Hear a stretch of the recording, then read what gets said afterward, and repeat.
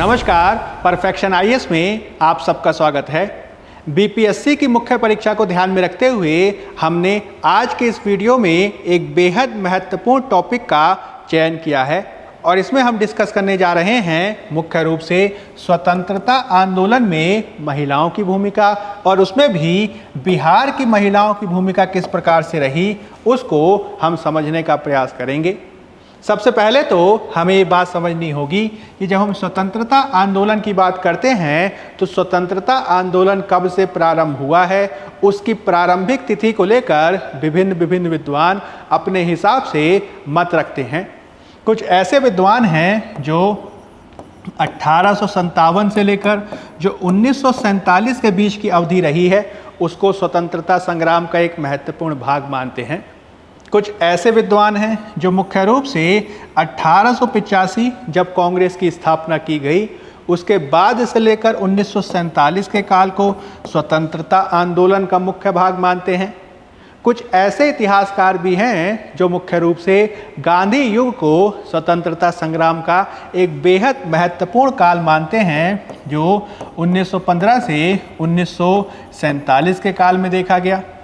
चाहे जिस प्रकार का भी यह मत विभाजन हो, इसमें आपको ये ध्यान रखना है कि जैसे जैसे समय आगे बढ़ता गया वैसे वैसे स्वतंत्रता आंदोलन में जो महिलाओं की भागीदारी है वह बढ़ती गई और मुख्य रूप से जो गांधीवादी युग देखा गया उस युग में तो महिलाओं की भूमिका सर्वोपरि रूप में देखी गई। इसी चीज़ को आपको समझने की आवश्यकता है। यदि हम इसी के संदर्भ में सबसे पहले इस बात को समझने का प्रयास करें कि भारतीय राष्ट्रीय आंदोलन में विभिन्न महिलाओं का योगदान किस प्रकार का रहा, तो इसमें आपको कुछ महत्वपूर्ण उदाहरण याद रखने होंगे और उनको अपने उत्तर में कोट करना होगा। जैसे कि आप इसमें बता सकते हैं कि मुख्य रूप से 1857 की क्रांति में हमने विविध प्रकार की महिलाओं का योगदान देखा जो भारतीय स्वतंत्रता संग्राम में एक महत्वपूर्ण भूमिका निभा रही थीं। इसमें आप बेगम हजरत महल का नाम याद रख सकते हैं। इसके अलावा इसमें झांसी की रानी लक्ष्मीबाई का सबसे ज़्यादा महत्वपूर्ण रूप से नाम आपको याद रखना है। हालांकि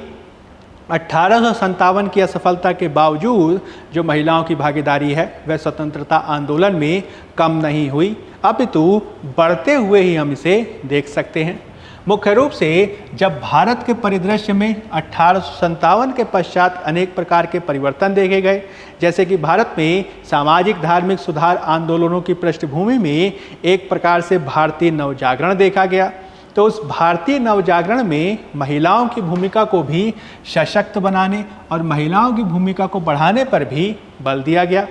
अब तक महिलाएं जो अपने घर के भीतर खुद को समेटी हुई थीं, उनको घर के बाहर के निकल कर यानी घर की परिधि से बाहर आकर अपने कार्य को बढ़ाने के लिए प्रेरित किया गया। और इससे हुआ क्या कि जो महिलाओं की जो मातृत्व की अवधारणा है उसको राष्ट्रीय भावना से जोड़ा गया और यही कारण है कि आगे चलकर मुख्य रूप से 1858 और 1947 के मध्य और विशेष रूप से कांग्रेस की स्थापना 1885 के पश्चात भारतीय राष्ट्रीय परिदृश्य में महिलाओं की भूमिका हमें काफ़ी महत्वपूर्ण रूप में नजर आती है। जैसे कि कांग्रेस की स्थापना जब 1885 में हुई तो कांग्रेस के मंच पे विविध प्रकार की महिलाओं ने अपने प्रतिनिधित्व को किया।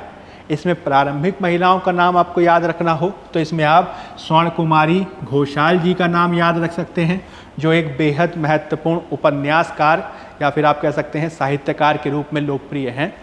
इसमें आप कादम्बरी गांगुली जी का नाम याद रख सकते हैं जिनके बारे में माना जाता है कि वह प्रथम महिला स्नातक थीं जो भारत में देखी गई। आपको यह भी ध्यान रखना होगा कि इन दोनों के ही द्वारा जो कांग्रेस के सेशंस हुआ करते थे यानी कांग्रेस के जो अधिवेशन हुआ करते थे उसमें प्रतिनिधि के तौर पर भाग लिया गया।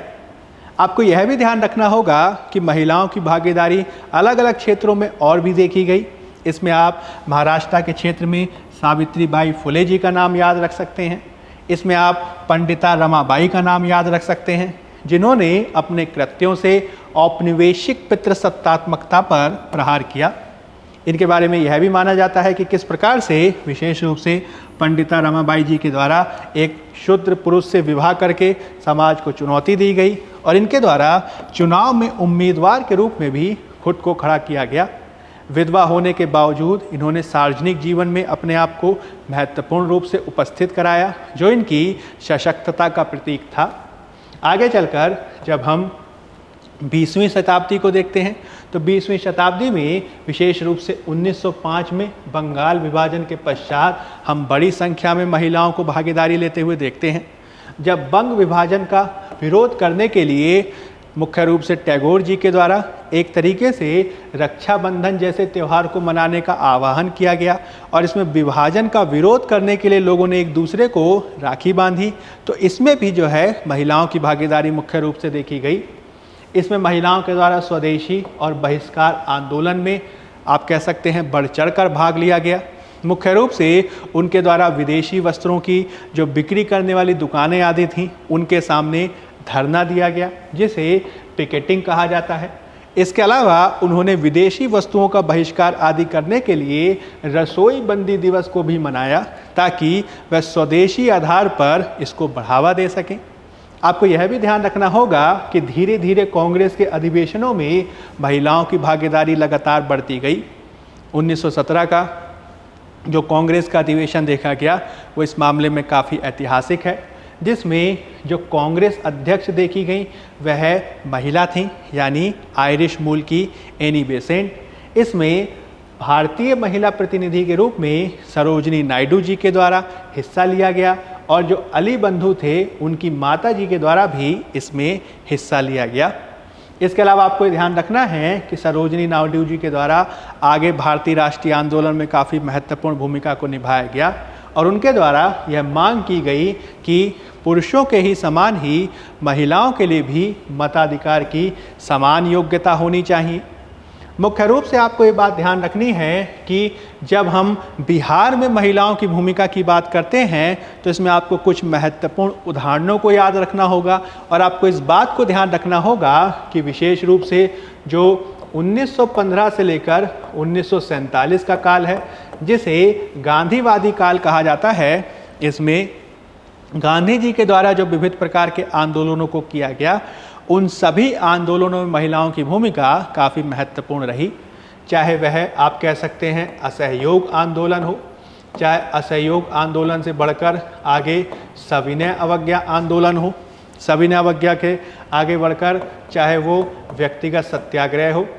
व्यक्तिगत सत्याग्रह के अलावा जो 1942 में भारत छोड़ो आंदोलन देखा गया, उसमें भी महिलाओं की काफ़ी बड़ी भागीदारी देखी गई। इसमें विशेष रूप से बिहार में महिलाओं की भूमिका के संदर्भ में आपको कुछ महत्वपूर्ण नामों को याद रखना होगा और जब भी आपसे इससे संबंधित क्वेश्चन पूछा गया तो इसमें आपको उनको कोट करना होगा। जैसे कि यह भागीदारी गांधी जी के आगमन के पश्चात लगातार किस प्रकार से बढ़ी है, इसका उदाहरण आप देंगे तो आप बताएंगे कि 1917 में जब गांधी जी के द्वारा बिहार के क्षेत्र में चंपारण सत्याग्रह किया गया और 1919 में जब गांधी जी की पत्नी कस्तूरबा गांधी, जिन्हें बा कहा जाता था, उनकी यात्रा हुई, तो उसके पश्चात ही बहुत सारी महिलाओं ने इस सत्याग्रह में बढ़ चढ़कर हिस्सा लिया। इसमें आपको याद रखना है सरला देवी जी का नाम इसमें महत्वपूर्ण है, राधिका देवी जी का नाम इसमें महत्वपूर्ण है, प्रभावती जी इसमें महत्वपूर्ण है, राजवंशी देवी और इसमें सुनीति देवी आदि का भी नाम आप याद रख सकते हैं। आपको यह भी ध्यान रखना होगा कि जब 1920 में गांधी जी के द्वारा असहयोग आंदोलन प्रारंभ किया गया तो इसकी गूंज बिहार के क्षेत्र में भी हुई, जिसमें सरला देवी जी के द्वारा छात्रों से ये अपील की गई कि वे स्कूलों और कॉलेजों का क्या करें तो बहिष्कार करें। इसके अलावा सावित्री देवी जी के द्वारा जो प्रिंस ऑफ वेल्स भारत यात्रा किए थे 1921 में, उनके स्वागत समारोह का बहिष्कार करने पर बल दिया गया। यह जो भागीदारी है वो लगातार आगे बढ़ती देखी जाएगी, जो 1930 में सविनय अवज्ञा आंदोलन में देखी जा सकती है। इस सविनय अवज्ञा आंदोलन में मुख्य रूप से आप कह सकते हैं विदेशी वस्त्रों का चाहे बहिष्कार करने का प्रश्न हो, या शराब की दुकानों पर धरना देने का प्रश्न हो, चाहे नमक बनाने का प्रश्न हो, चाहे चौकीदारी कर के विरोध में हो, इन सब में जो है महिलाओं ने बढ़ चढ़ कर हिस्सा लिया। इसमें आप उदाहरण देंगे कि नमक तैयार करने में उनकी भूमिका किस प्रकार से रही। बिहार के अलग अलग क्षेत्रों में उनकी भूमिका कैसी रही, तो संथाल परगना में मुख्य रूप से शैलबाला राय जी का नाम आप याद रख सकते हैं, जिन्होंने नमक कानून का उल्लंघन करने वाली महिलाओं का महत्वपूर्ण रूप से नेतृत्व किया। इसमें आप सरस्वती देवी, साधना देवी और मीरा देवी जी का नाम याद रख सकते हैं, जो नमक सत्याग्रह के दौरान गिरफ्तार होने वाली बिहार की प्रथम 3 महत्वपूर्ण महिलाएं थीं। इसमें आपको यह भी ध्यान रखना होगा कि सविनय अवज्ञा आंदोलन के दौरान इतने बड़े पैमाने पर महिलाओं की भागीदारी देखी गई कि जो पटना का कलेक्टर हुआ करते थे, उनको मजबूर होकर महिलाओं को रोकने के लिए महिला कांस्टेबलों की भर्ती करनी पड़ी। यह जो भागीदारी है वह आगे चलकर और देखी गई, जिसमें जब 26 जनवरी 1933 को बिहार के क्षेत्र में स्वतंत्रता दिवस मनाया गया, तो इसमें जो हमारे भारत के प्रथम राष्ट्रपति थे राजेंद्र प्रसाद जी, उनकी जो पत्नी थी श्रीमती राजवंशी देवी जी के द्वारा नेतृत्व किया गया और उनके साथ ही चंद्रावती देवी आदि को भी गिरफ्तार किया गया।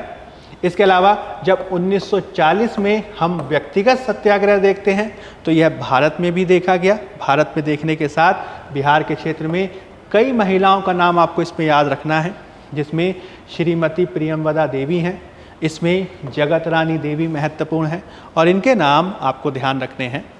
जब हम 1942 के भारत छोड़ो आंदोलन की बात करते हैं तो बिहार में मुख्य रूप से छात्रों की एक बहुत बड़ी हड़ताल के रूप में देखा गया और इसमें महिलाओं के द्वारा भी बड़ी मात्रा में हिस्सा लिया गया, जिसमें भगवती देवी जी के द्वारा एक विशाल जुलूस का नेतृत्व किया गया और इस नेतृत्व को करते हुए वे गिरफ्तार भी हुई। इसके अलावा जो बिहार का छपरा जिला है, वहाँ पे शारदा और सरस्वती जी का भी काफ़ी महत्वपूर्ण योगदान रहा, जिन्हें तिरंगा फहराने के आरोप में 14 साल और 11 साल की सज़ा दी गई। इसमें आप सुनीति देवी और राधिका देवी जी का भी नाम याद रख सकते हैं, जो पुरुषों के वेश में साइकिल पर मीलों चलती थीं और लोगों में जागरूकता फैलाती थीं। इसमें आप उन व्यक्तित्वों का भी नाम याद रख सकते हैं जिन्होंने पुलिस की गोली खाकर खुद को शहादत प्रदान की। इसमें धतूरी देवी और सुधा शर्मा जी का नाम आप याद रख सकते हैं। इसमें आपको यह भी ध्यान रखना होगा कि मुख्य रूप से जो गांधी युग रहा है उसमें महिलाओं की स्वतंत्रता आंदोलन में जो भूमिका रही है वो बेहद महत्वपूर्ण है। इसमें आपको कुछ पॉइंट्स याद रखने हैं, जैसे कि जब गांधी जी के द्वारा स्वदेशी और बहिष्कार का आह्वान किया गया तो स्वदेशी और बहिष्कार को आगे बढ़ाने के लिए न केवल विदेशी वस्त्रों के बहिष्कार पर बल दिया जा रहा है, अपितु इसमें चरखे का प्रयोग किए जाने के साथ ही स्वदेशी की भावना को भी आगे बढ़ाया गया और इसमें महिलाओं की भूमिका सबसे ज़्यादा महत्वपूर्ण रही। महिलाओं के द्वारा प्रदर्शनों में भाग लिया गया, जुलूसों में भाग लिया गया और सभाओं में भी भाग लिया गया। इसमें सविनय अवज्ञा आंदोलन के दौरान महत्वपूर्ण रूप से महिलाओं के द्वारा शराब की दुकानों और विदेशी कपड़ों की दुकानों पर शांतिपूर्वक धरना प्रदर्शन किया गया, यानी पिकेटिंग की गई। इसमें वानरी सेना का जो गठन किया गया था, मुख्य रूप से बच्चों को आंदोलन से जोड़ने के लिए, उनमें जो है छोटी छोटी बच्चियों की महत्वपूर्ण भूमिका रही, जिसमें आप इंदिरा गांधी का नाम याद रख सकते हैं, जिन्होंने बाल्यावस्था से ही इसमें महत्वपूर्ण रूप से भाग लिया। इसमें आपको यह भी ध्यान रखना होगा कि महिलाओं के द्वारा नमक बनाने में महत्वपूर्ण रूप से भूमिका को निभाया गया। यह जो भूमिका है वह आगे चलकर भारत छोड़ो आंदोलन में भी देखने को मिलती है, जिसमें कृपलानी जी की जो पत्नी थी और उषा मेहता आजी जो थी, उन्होंने काफ़ी महत्वपूर्ण भूमिका निभाई। आपको यह भी ध्यान रखना होगा कि अहिंसक सत्याग्रह और आंदोलनों के साथ ही जो व्यक्तिगत सत्याग्रह हैं या फिर क्रांतिकारी आंदोलन आदि हैं, उसमें भी उनकी काफ़ी महत्वपूर्ण भूमिका है और यदि इससे संबंधित क्वेश्चन आता है तो आप इसको लिख सकते हैं। इस प्रकार से इससे संबंधित क्वेश्चन में इन पॉइंट्स को लिखा जा सकता है।